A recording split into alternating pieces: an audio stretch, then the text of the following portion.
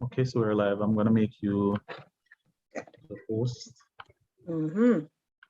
All right. And I'm about to record in 3, 2, 1.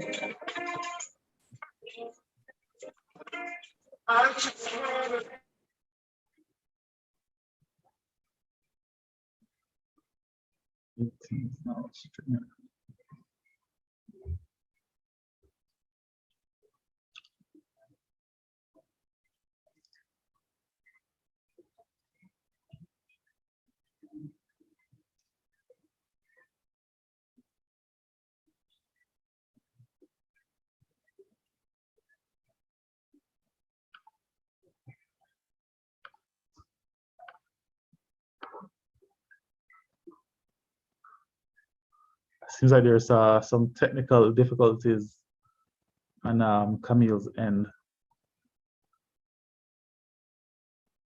I'll just wait for Camille to come back on. We apologize for that. Seems like Camille having some technical difficulties, but this week we have some exciting information that we're going to be sharing on the live.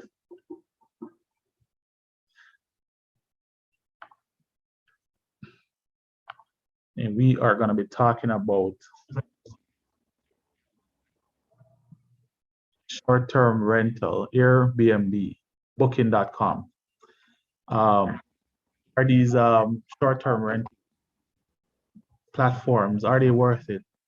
Is it worth it to be in short-term rental?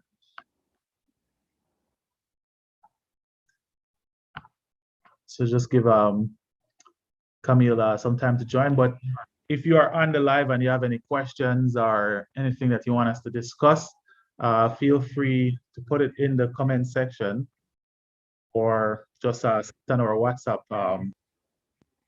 or Snap, Instagram. All right. Camille is back with us. Woo, child. I am so sorry. Brief interference there. Yes, the internet. So I mean, welcome. It's tech time. Yes. We are in that age of tech, so lots right? of tech issues. So let's just hope it's gonna go well, So welcome. Things I wish I knew about money podcast. I'm your host, Camille Smith. And I'm your co-host, your boy, Dre. And we have some really exciting stuff to talk about today.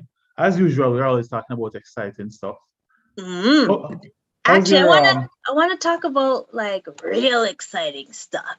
Because I think, remember we said we were gonna do a giveaway once we start seeing numbers. So let me show y'all some numbers with Anchor. So we're at 1616. Nice, good stuff. My gosh, big up everyone that's been holding us down from the start. So thank you. Liking, sharing, and subscribing. So big up on yourself for that. Keep doing so. And last time I checked, with some people coming on Instagram as well. Nice. Big up everyone on Instagram. We see you. We're gonna talk about short-term rental. Some just get the people that knowledge. If you want to join in on the chat, feel free to join. Yes. Send the request to join and I'll let you in on the chat. You can ask your questions and whatnot. Absolutely. I'm super excited about today's topic because honestly, I just ventured into real estate myself, and so I can tell you it's a rewarding journey. It's challenging and rewarding at the same time. Yeah. But so before we get into the discussion, how's your weekend going so far? Any special things happening this weekend? I mean, it's thank you, guys. Sorry, I just got special delivery. Aren't you special? Right? To send my piece, no? No, just corn. Big up my dad. Big up daddy.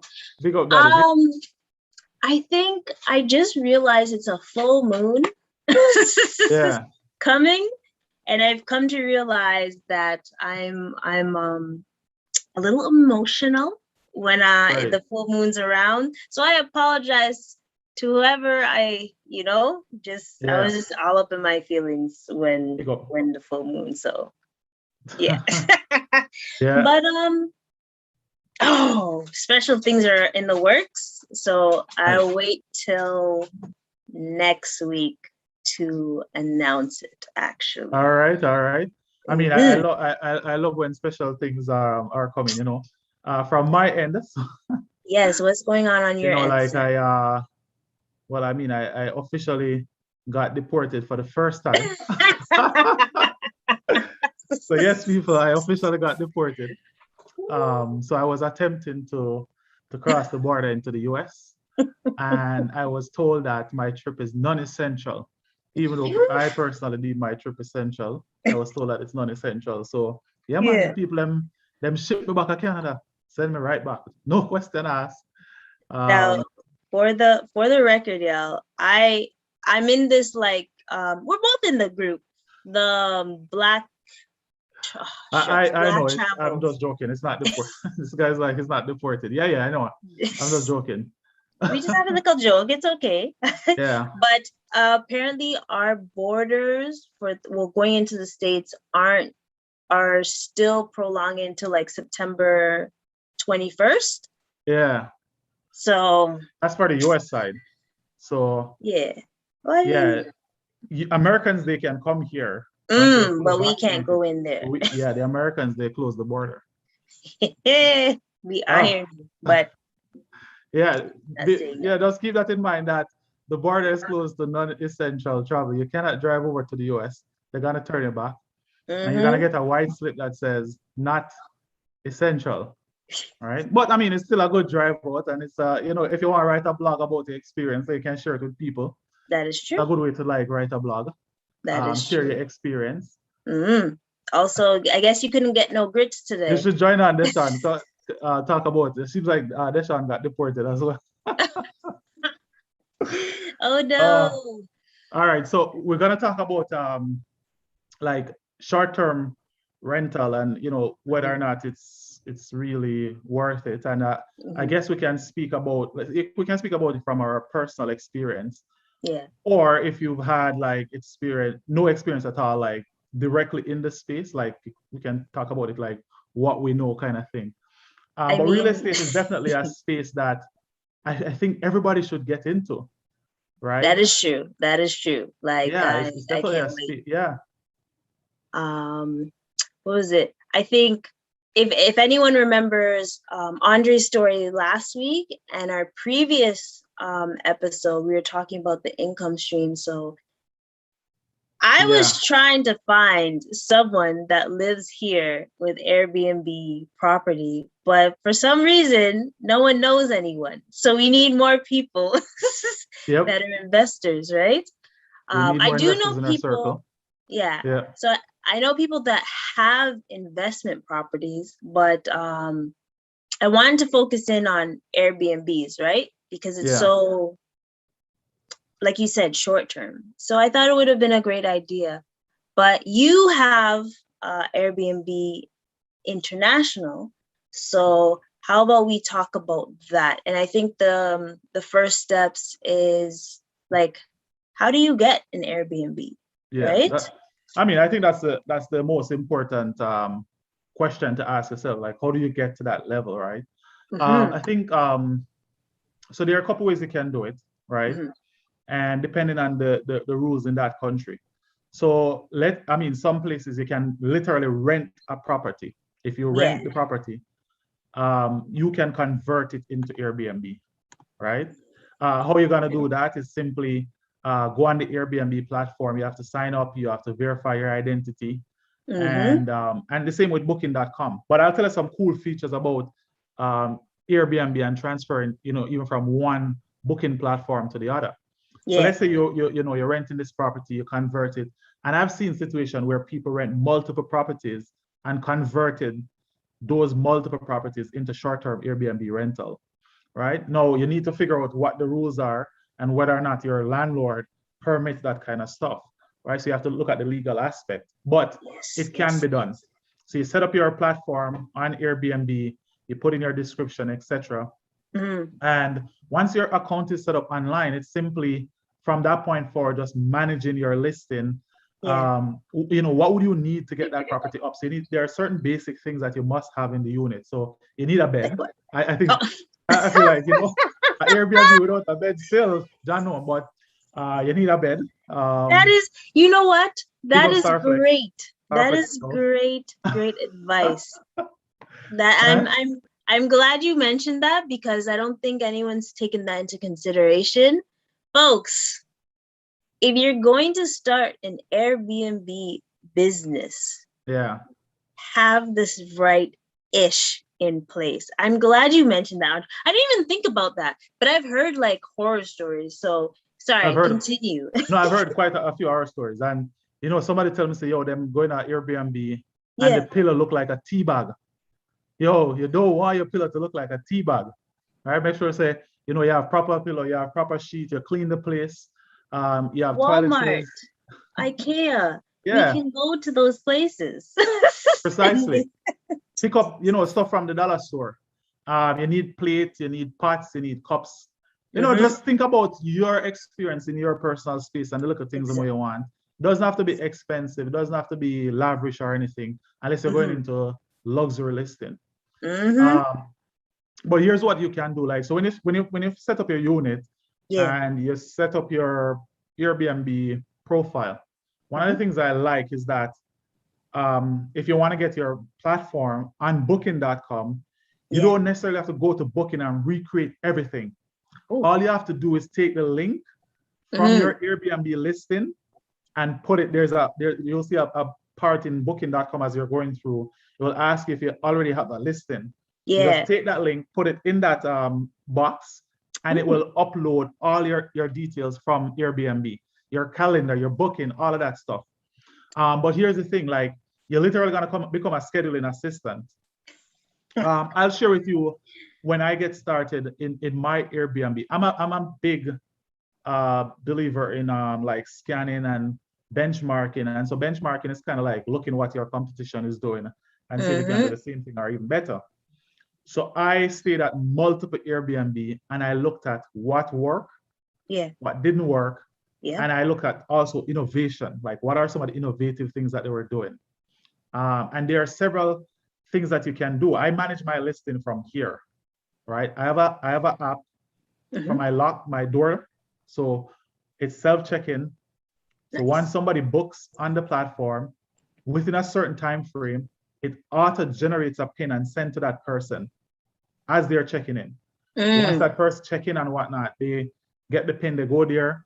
I also create templated emails that send you templated response at different times. So for example, you might get an email says, or a text message on the platform that says, thank you for whatnot, and so on. So, I mean, I do have somebody that physically manage the property should stuff come up.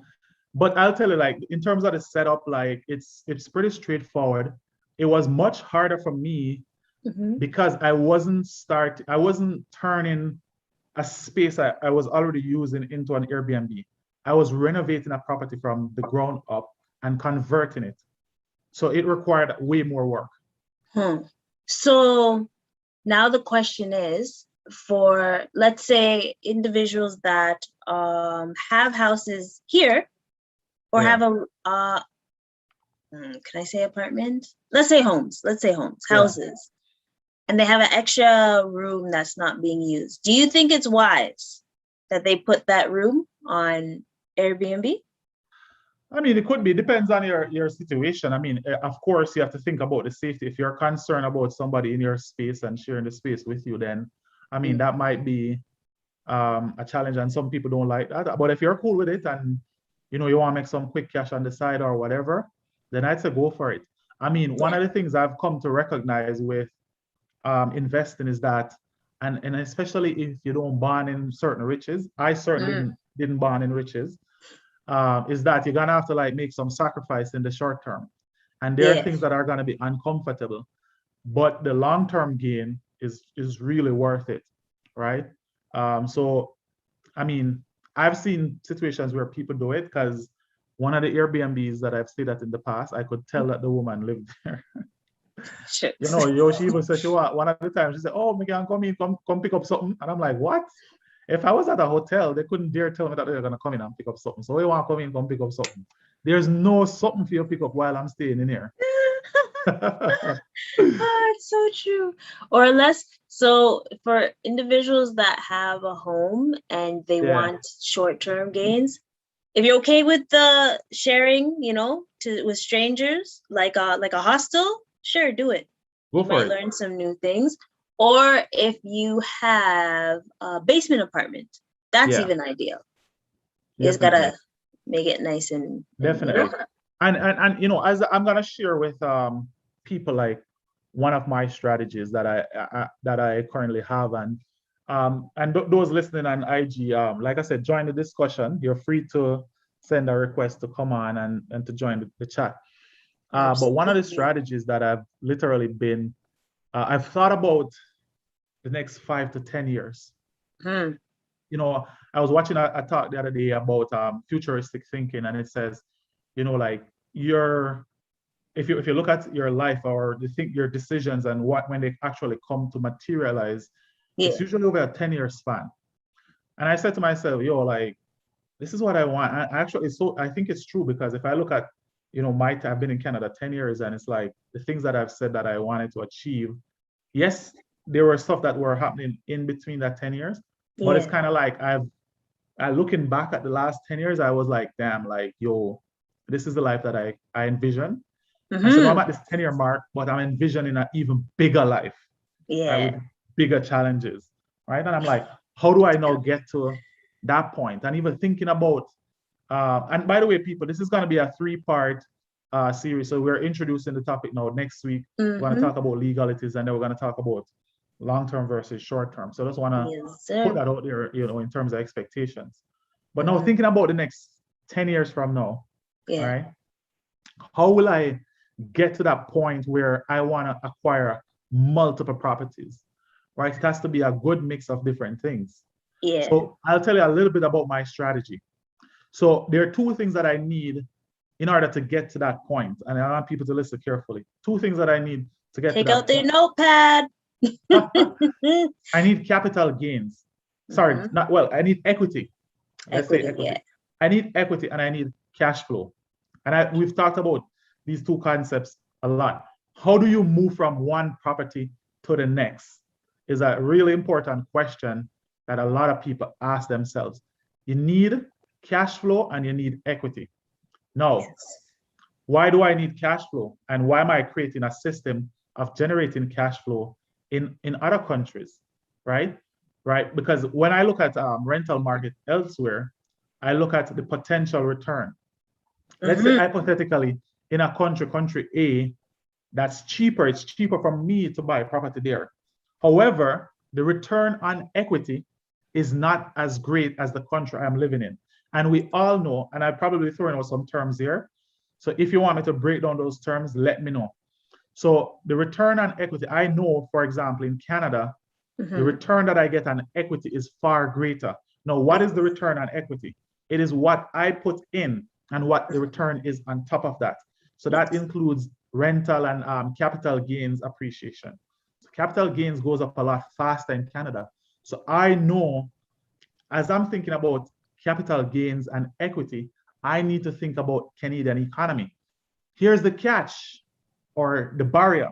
Real estate in Canada is expensive. It requires a lot of capital. For example, if you're going in on a property valued at $650,000, and as that's your second property as an investment property, you need 20%, which is about 100,000 Canadian. Now, how much people can do that? Well, let's say you have 50,000 equity in your property.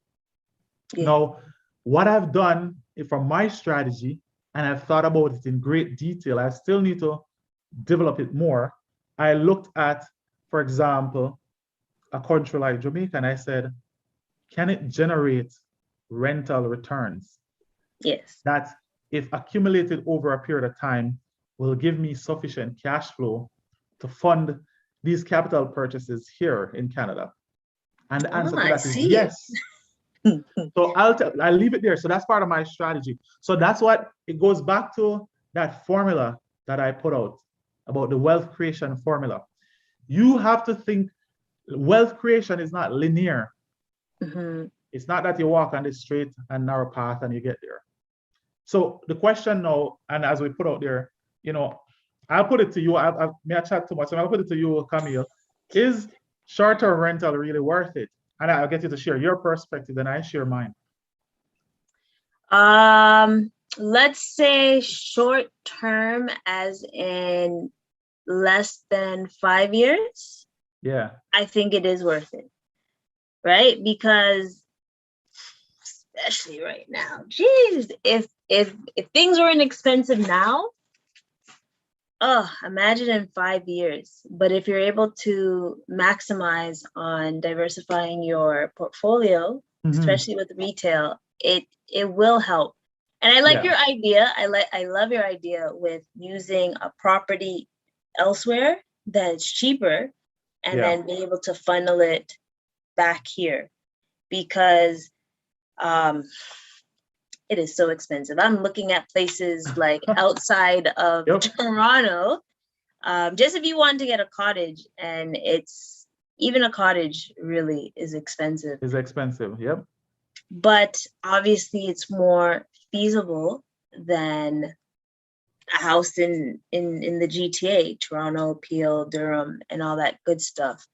And I just want to, before I answer the question, I want to remind folks, if you are thinking of getting an investment property, as Andre said, you have to have 20% down payment.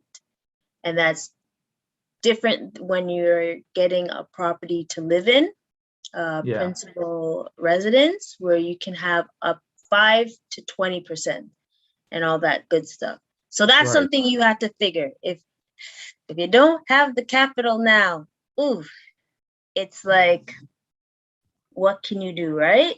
Cool. But once you have that capital, then maximize on it and get so short-term rental, it is worth it, but it depends on the area too. Absolutely. I mean, I 100% agree. Because I'm thinking, if I was to get a cottage, like, I don't know, I'm looking at Coburg or Huntsville,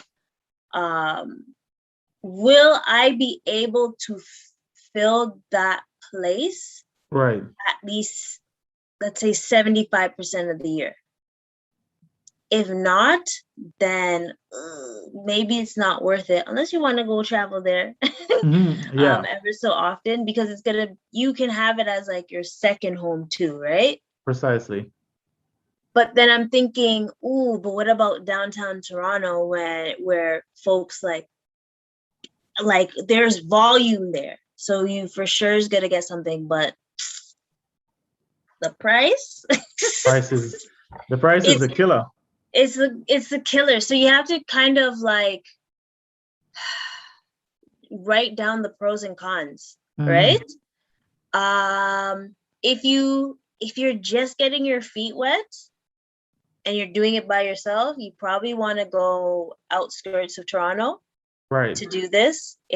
You'll feel more at ease and stuff. But if you're going in with like a couple people, I think closer to downtown area and maximizing on that for a short-term goal and have a contract. I think it will work. And then you can verge out to international, because I think that's a big, so I mean, I think you touched some really good point. Location, volume. I mean, it almost sounds like you're talking about stocks when they say volume, but yeah. But that's how it is with terms. Because here's the difference, and I don't think we discussed it. So there's a difference with renting and Airbnb, obviously, but sometimes you have to describe it. Rental, you can have a lease for like a year, 2 years or so. With Airbnb, it can, well, not really. It can be like that, but it's like usually a discount. Right. Yeah, it's like a week, maybe less than a week. Yeah. If someone's like really adventurous, they want to be there for like a couple of months. Right. But yeah. Well, I mean, there's been an increase in 90-day booking too, from what like Airbnb is saying, because of remote work. So a lot of people are testing like different countries for like 60 to 90-day periods to like see what it's like. Like where? I'm interested. Yeah. But I mean, listen, and you know, I'm actually glad I brought up the point about like remote work, because that is the future. Right. And so a lot of people are going to be working remotely. They're going to be working in other countries. Right. So even thinking about your Airbnb, so more people are going to be traveling. So you want to look to the destinations that people are traveling to for remote work, but you also want to make sure that your space is in a safe neighborhood. I mean, it doesn't matter whether remote work or not. I just think it's important that your Airbnb is in a safe location. You want to know what's the most important thing? Yeah. Sorry to cut you off. Wi-Fi, internet. You see what just happened to me before? Yeah. You get cut off. So you need proper Wi-Fi. Definitely, you need proper Wi-Fi. You need a workspace that is set up for Airbnb, right? So if people are going to be booking your Airbnb for remote work, they need somewhere to work from. So those are things you need to consider. And that's why location is very important. Yeah. Right? So I'm actually glad you mentioned that too, because like let's say outskirts of Toronto, the connection isn't that great. Right. So imagine you want someone to go to your cottage and so they could escape a little bit but still do work, but the internet's crap. Yep. You know how many times you're gonna have to reimburse? Yep. Just for that? So location is key. It is really important, and it's like, just like you said, with the right location, you're gonna have more volume, and more volume means more money, right? But I would definitely say short-term rental. I mean, like anything else, it comes with the pros and the cons. Absolutely. And you as an investor, you have to kind of see, what, like works best for you. And when we think about pros and cons, like if you're thinking about like even a short-term rental, what would be some of the pros? I mean, the thing is, like quick turnover of profit, higher profits, right? From a short term, because whereas like, like in Jamaica, say for example, you can make, let's say, $1,000 in 1 week. Right? From an Airbnb. Whereas, chances are like you probably, if you rent that long term, you'll be charging like $1,000 for the month. I'm just making up those numbers. I'm not saying that's how it is, but so the profit turnover is faster and it can potentially be higher. Yes. Right. It is. I mean, in terms of pros, I think that's the other one I can think of is like the ease of like dealing with tenants. Yeah. So because you don't have like a long-term committed relationship with a tenant, like it's easier. You don't. Let's say somebody don't want to come out, like you're booking it only for 2 days. Like you don't have to deal with a tenant who doesn't want to. Like I'm not leaving. Precisely. You don't have to deal with that. But some of the cons would be it is more involved, right? Yeah. You're more hands-on. There's the threat of destruction to your property. I was about to say that, because that is one con. But this is why with Airbnb, it's very important for the reviews and stars, because I think even the tenant gets they get reviewed, right? Yeah, so it's very good to double check that. So I think there's different options with Airbnbs. You can automatically accept that person. Yeah. Or you can request to review before, accepting them. So yeah, as much as I don't like but why do I have to request for an Airbnb? Like, just, you see my face, I'm not going to do anything bad, right? But yeah, sometimes people can mess Yeah, and up I the mean, thing. when for me, when I'm like making decisions, like I go through my list of pros and I go Yeah. through my list of cons. I mean, Mm-hmm. with every SWOT. pro, there might be potential threats to that Yeah. pro. Right. So even Mm-hmm. though it's an advantage, there might be a threat to it. And I would like ask myself, what would be a potential threat to this advantage? I mean, I know a Yeah. lot of people don't do that when they're making decisions because once they identify an advantage, they automatically assume the best for that advantage. But for Absolutely. me, I approach every decision with skepticism, even if it's beneficial. So, okay, this is the pro. What is the threat to that pro? And Yeah. then I look at the con and I say, this is a bad thing. It's a Mm-hmm. negative, it's a disadvantage. But then I ask myself a follow-up question: how can I overcome this disadvantage? So just like you said, there's a threat that people might damage your Airbnb, but can I charge a damage deposit? Are there insurance? Yes. Is there insurance through Airbnb? Is there insurance through the bank? So you have to like look at the pros and see, oh, you can overcome it. You also have to look at the advantage and see what is the potential threat. Now, what is a Mm-hmm. potential threat to that pro? Short, quick profit. COVID is a threat to that pro. Economy is closing down, right?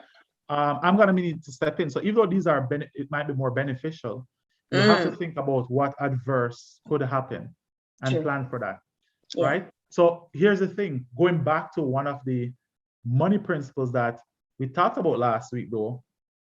So remember, when it comes to, I want to reiterate this, when it comes to buying real estate, your first property is easy. All right, well, let me not say easy, because that might be trampling people who are having a hard time buying. So it's True. not easy. Your first home purchase is actually really hard. Mm-hmm. And it was hard for me. It required a lot of work. What I meant to say is that it becomes easy after you buy the first one, Easier. right? Yeah. But in order to get to the multiple stage, you have to be creative with it, right? Mm. And you need two things, and maybe more. You need Yeah. equity and cash Equity. flow, Cash flow. right? And so let's say I'm here, I'm in Canada, for example. I'm making 60,000 and I don't qualify for the mortgage. No, Mm. ask yourself this question. Listen, people, I'll tell you when it comes to investing, like, some of the things that I've learned over the course of my journey. Can I become qualified somewhere else? Mm. So I'm not qualified in Canada. It doesn't mean that I cannot qualify elsewhere, right? Remember, in every single investment decision, the most universal or the only universal variable is time. Time equals money. So the time you are spending here trying to become qualified, it is time that you could have qualified somewhere else and using that to your advantage to build equity and cash flow. That's a good one. That makes me think, eh? That makes me think. Listen, yeah, go ahead. Go on, No, go no, on, no. go on a road. Well, I was gonna after you said your piece, I was going to try to help folks with the steps on becoming an Airbnb host, because obviously there's steps and processes or process on how to do things. Yeah, send the questions, people. Yeah. Yeah, send.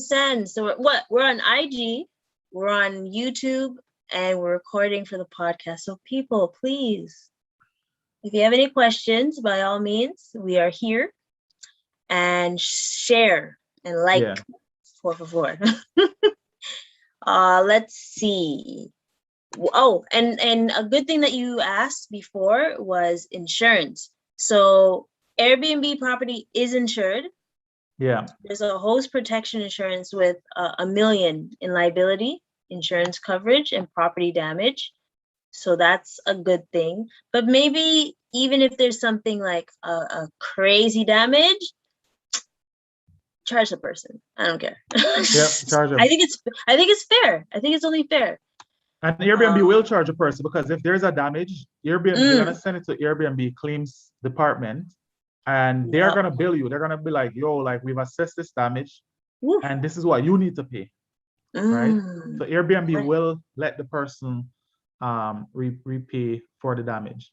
My gosh. I mean, with real estate, this is the thing, people. For me, I'm not trying to reinvent no wheel. right? It's real estate is one of those tried and tested means of generating wealth. Like if you actually look at a lot of people who are wealthy, there's a significant portion of their wealth in real estate. Yeah. Right. So it is that space that you need to get into, but you need equity, cash flow, and you need that team. You need a good mortgage broker. You need a good banker. You need a good lawyer. I would say those are probably your top three. Outside of that, you'll need a team of work people who can come, like if you need a plumber and all of that stuff, but yeah, you need a good mortgage broker. Start networking. Yeah. And I'm going to tell you the honest truth. Like, I'm really big on building relationship. And I have one of the best mortgage brokers here in Canada. She's amazing. She's, well, not mortgage broker, realtor. Yeah. Both my realtors are women. One here in Canada and one in Jamaica. And you guys remember they that? They are amazing. I never trade them. Like I've already been sold on both of them. All right. Listen, you know what? I figured out the trick. I'm gonna be honest with you. The trick to progressing or succeeding is having women on your team. I mean, that's the reality. I'm gonna be straightforward, because in my experience, and I can't speak for other guys. Other guys might have. I just find that when I have, a lot of guys, like in terms of like making decisions, whatever, it feels more competitive than idea generative. Yeah. Or, whatever. It's like a competition. You just need a dash of womanness. Yeah, you always need a dash of womanness in it somewhere to get rid of that competition. I say, I hear both of you. Yeah. But this is, I think, I agree. It just makes more sense. Like sometimes you need that other mind just to what about this? You're like, yeah, that makes sense. Yeah, and you need a real estate agent that has your best interests. Yes. When I said to my real estate agent, I said, I want to get another property in Kingston. She turned to me and said, yes, I understand that you want to get a property in Kingston, but based on my assessment of what's going on and where the best place I think you should go to, this part of the island. Nice. So that is when you know that you have a good real estate agent, when somebody has your best interest like that. And they also know and the areas. Yeah, they know their shit. Yes. They know their shit. No joke. So what we need? Equity, cash flow, a good team, a lawyer, a good lawyer, a good mortgage broker, a good banker, and a good real estate agent. Whatever, 6 things, right? And as you start getting in every region that you go, I would say you need a team of those people. Say, if I'm here in Canada, I need a team here in Canada. If I'm in Jamaica, I need a team like that in Jamaica. If I'm going to the US, I need a team like that into the US. And wherever you go, right? Yeah. Frameworks. You have to be networking. You have to be networking. This is what Michael Leachin said to me. Directly said it to me and to others. You need a framework. Yeah. Once you find, and I think I've said this like week on top of week on top of week, because it's all good. That's value information. Precisely. If it wasn't something that's true, I wouldn't be saying it. With that framework, you perfect it. Each time you do it, you keep doing it. Like anything else, you perfect it. Yes. Right? And you keep doing it over and over, you keep perfecting it. Right? So figure out your framework. Your framework doesn't have to be identical to mine. It can be completely different. I have my routine. Like I get up really early in the morning and I do what I need to do. Doesn't mean that you have to do the same thing. You see me? Andre wakes up really early, folks.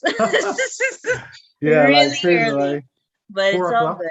I'm gonna try to do that, because I got advice the other day that don't worry, a quick rant. To get more stuff done so you're not distracted, you should wake up at the time when no one else is up. so you're able to be productive. So it's coming. It's coming. We just got to set the alarm. Yeah, just said it. I mean, I'm pretty extreme with some of these things. I'll tell you, like, I just yesterday I saw the TV turn on for the news, and I'm like, holy shit. You know, it's actually been about 4 months since I watched TV. Wow. 4 months. Like, I haven't turned on TV from about April, I believe. Dang. Yeah.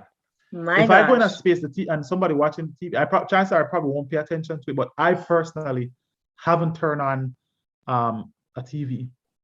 Right? I'm not saying people shouldn't turn on TV and shouldn't do whatever. Yeah. It's like balance. You have to balance things, and it's like there's so many things these days that's like grabbing your attention. Like, this person, this there, whatever. Yeah. I know what I want, and I work toward it.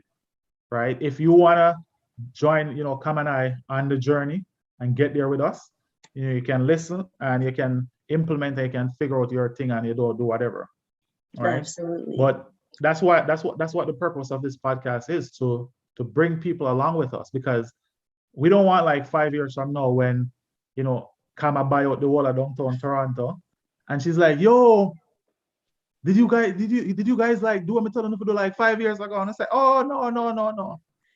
Listen, I will help as much as possible, and I will try to bring my peoples with me as much as possible. But don't try to use me either, eh? Don't try to use me either. Oh, also, with the Airbnb, the most important thing that you want to know as well is Airbnb takes a cut, obviously. So it's about 3 to 5% per booking. And there's credit. I mean, that's reasonable. Like, with every business comes a cost. Every business comes with a cost. So that, people, that's reasonable. What about booking.com? Is it the same? It is the same. I don't know what their fee is. Like, I've had bookings through them. I don't honestly, I don't even look at the charge. I'm like, damn, like, you paying my bill, you paying this and whatever. I don't care that the bills get paid. The mortgage, the light, the internet, the cable, and then there's the profit. Exactly. That's true. Make sure, as long as you have the right price, and I think it said you can kind of make your own price, but you want to go based on what that area is, because you don't want to be like, $1,000 a day.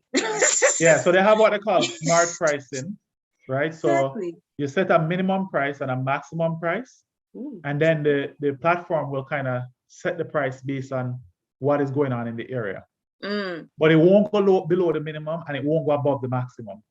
So if you see that your price is actually at the maximum, then you're gonna be like, let me increase the maximum. So that way it will put it within that range, right? Okay. So, and then you also want to think about, you have to be competitive. It's a business. If you're a startup with no review or very little review, of course, then you want to set your price more competitive. So you want to make sure that your Airbnb, your unit, is really nice and really competitive, but see if you can go at a lower rate than what is going on in the market to attract people. Also, there's peak times and high times. Precisely. I think I said that. Low peak times and high peak times. Yep. So you want to be aware about that. Like, when I took a break, I went during the low peak time, so it was a little cheaper, Yeah.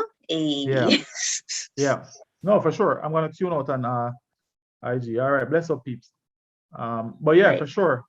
Definitely, I think the benefit is there.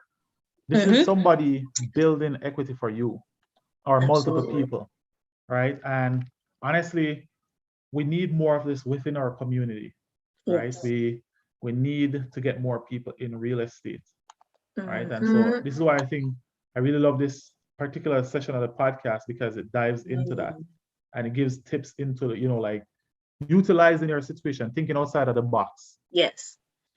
So I think the main thing is with short term, it is a great decision to do. Yeah. Right? This will get your feet wet into learning how tenants work. Yeah. How you can be able to have that proper cash flow, and eventually you can either have it as your second home or do a long term with it. Precisely.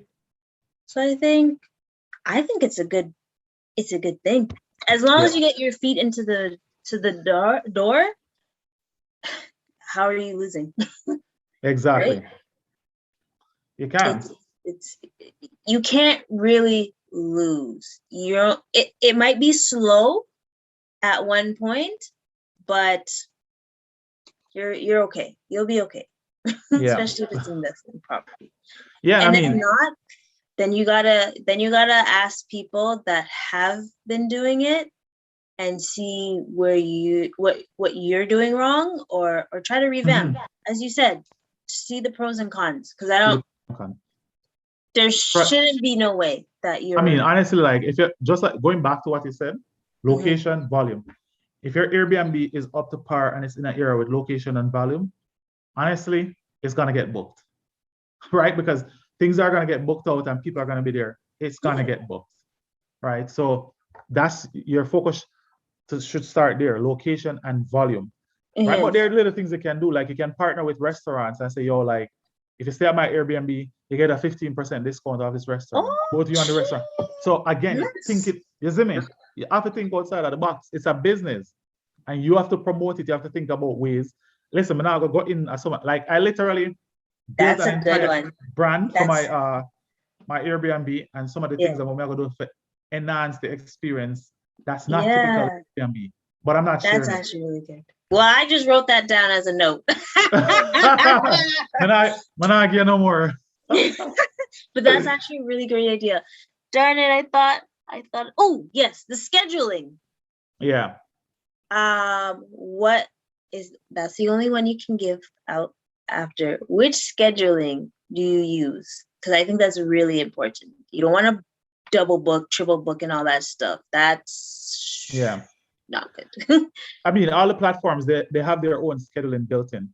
Okay, they do. Okay. Yeah, so like Airbnb, their scheduling is built in. The only thing about Booking is that Booking have a separate scheduling platform. So like they have the extranet that's on their website, that's an admin site. But outside of that, to get to the Booking site, they have to download this app called Pulse, I believe. Pulse. And in Pulse, you'll see the scheduling. Exactly. Scheduling. And you just like sync both of them. Okay. And there are other booking platforms too. So like if you're identify as like we're from the LGBTQ plus community, they have a platform called I think it's called Mr. BNB. Really?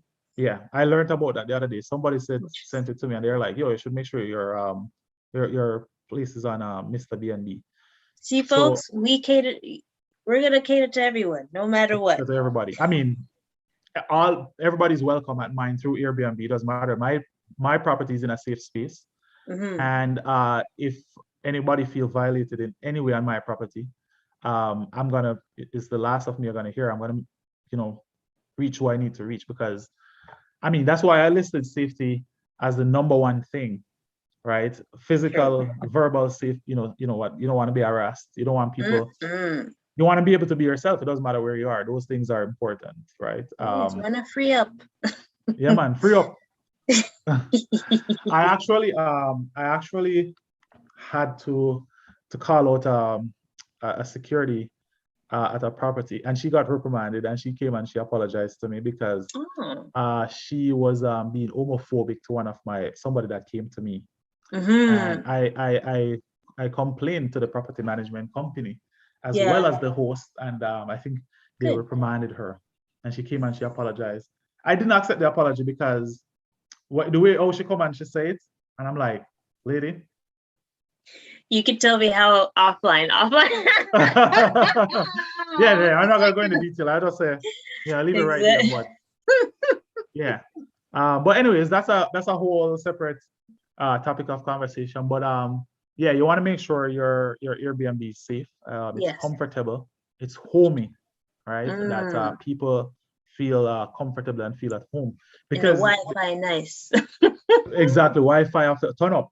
Because the idea is that you want to create that hotel slash home feeling. Like I want to feel benefit a certain way, like I'm in a hotel, Home away but I from want to feel home. like I'm home, right, at the same Yeah. time.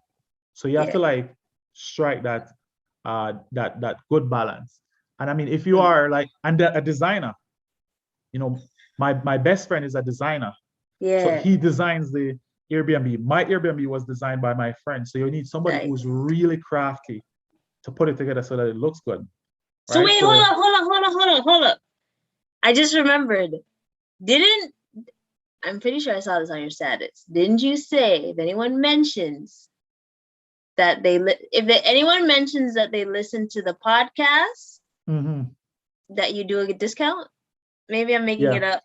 I mean, you're probably making it up, but yeah, if you listen to the podcast, anybody would tune into the podcast and can like share a part of the podcast, they'll get a discount, a 20% discount off booking. You have to show it. You have to show that you shared it. Yes. Yeah, man, you have to tell me something I'm saying on the podcast. And exactly. You get a 20% off. For everyone that just got a deal now, I have to reimburse everything that. Yes, and you would come introduce that because that wasn't there. So yeah, definitely. See, we're just trying to bring more to the community, and also you have a great experience. Like, who doesn't want to go to Jamaica to relax and stuff, right? Yeah, precisely. Shoot, don't be surprised if I'm joking. Once the numbers get down and things. So the idea of this episode was to get your guys' mind thinking about different streams of income. And I think it was a great idea that we thought about it. And I think we're going to address all the income streams, basically. But obviously, we've talked about stocks so many times. But I want to talk about stocks again because there's some new things I've learned. All right. And also things I've learned from my mistakes. Obviously. Well, I mean, it's the things I wish I knew about money. So exactly. As we learn, we're going to share. All the things we wish we knew. Yeah, right? So I mean, so next week we're gonna, I mean, I don't know if you want to talk about stocks next week or if you want to. Well, most likely. You are jumping into some stocks? Yeah. Well, you know what? It all depends on what the fans want to hear. Y'all get to choose next week's, okay?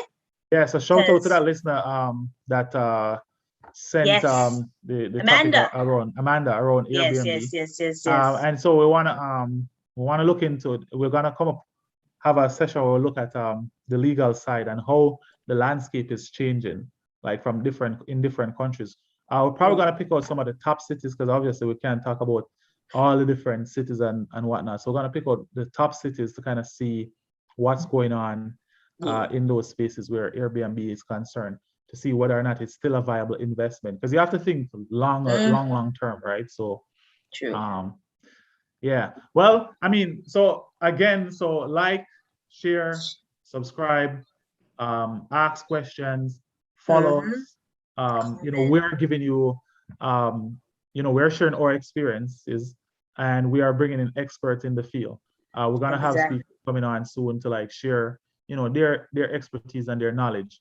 All right, so the things I wish I knew about money podcast. And what? I'm your co-host. I'm going to turn it over to our lovely host now to wrap it up. All right, big up, Dre. Big up, Dre. And I'm thankful that you were able to share your experience, because obviously I know there's a lot of people that want property, especially like short term, So it was a great idea. Thank you, Amanda, for talking about that. Darn it, I almost lost my train of thought. I had something, but folks, there's opportunities to make income streams because the world is getting crazy. I don't even know if you've seen that Tesla robot stuff, but yeah, I saw it. I mean, hey, we're evolving, right? So as much as the world is evolving, we want you guys to involve as well, especially the Right. community. And we forgot last time. I want to big up Rihanna for becoming a billionaire. I know I'm lame, whatever. Leave me alone. But big her up. Big up. And yeah, just share, like, comment, and we're in this together. Soon, how Andre is a Airbnb investor. I'm hoping I'll be one in the near future. So big up everyone. And I found the song this time. I had Nice. I started. So big up you guys. Until next week, all right? But for now. Anyway, fame music.